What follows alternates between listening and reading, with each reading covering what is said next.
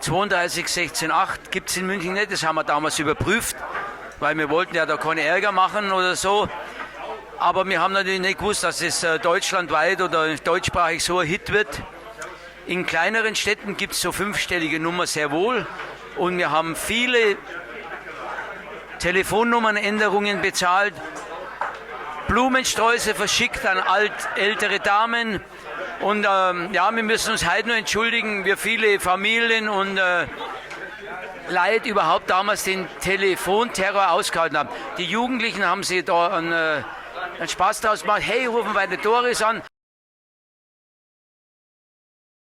Bei der Rosi an. Und dann haben sie irgendwelche Sprüche loslassen oder so. Rosi, können wir noch vorbeischauen oder wie viel kostet es und so.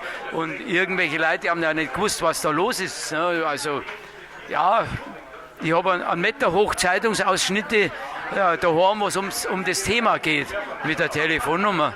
Naja, gut, verjährt. Schön war es einmal in Zürich, da haben wir gespielt und da ist der Strom ausgefallen. Und dann hat die ganze Halle mit so schöne blaue Augen gesungen. Ich glaube 5 Minuten lang. So schöne blaue Augen wie du. Und der Franz der hat Fußtrommel gemacht. Nach 5 Minuten ist der Strom wieder gekommen.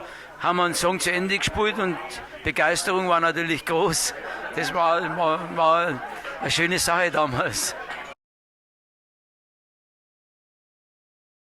Wir haben ja vor, CD zu machen zum Jubiläum.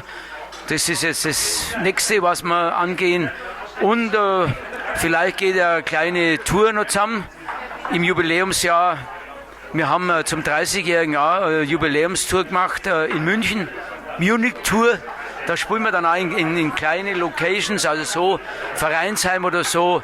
Und das, ja, das hat auch heute Spaß gemacht, da zum Spielen. Wir früher, vor 40 Jahren, wie wir angefangen haben, in der Siegesstraße drüben im Memoland. Ja, das ist so das was. Ansonsten müssen wir gesund bleiben und sind wir weiter unterwegs in Sachen Rock'n'Roll.